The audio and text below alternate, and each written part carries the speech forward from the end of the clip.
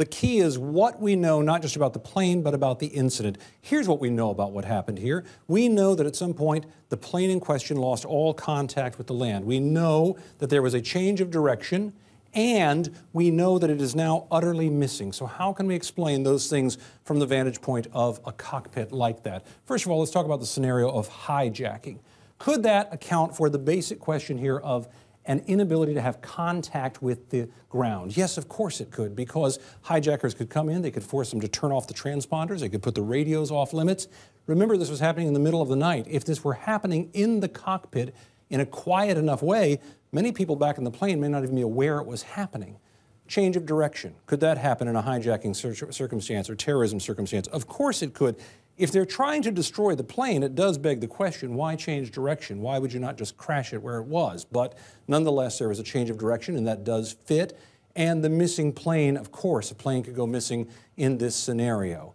But there are many other ways to look at this as well. Let's reset everything here and talk about another possibility here, the idea of a major malfunction.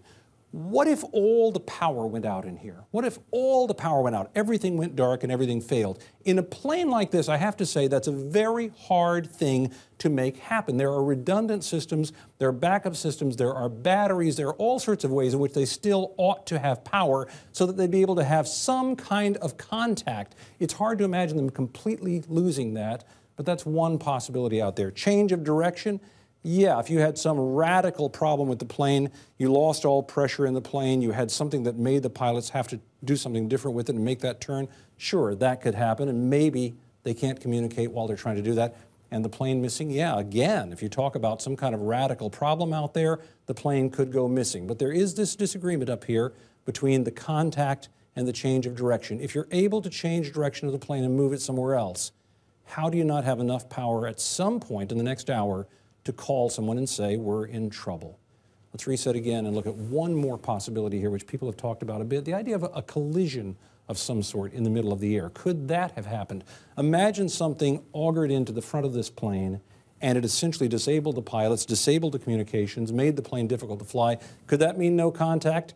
Yes, it could from the cockpit. Could that mean a change of direction? Yes, it could. But again, if the plane went back over land with passengers in the back, presumably who have cell phones, it seems like there's a possibility somebody would have had some kind of contact. And the last one is actually a real puzzle here. Could the plane go missing if it collided with some other smaller jet way up in the sky? Of course it could. But another plane would be missing too.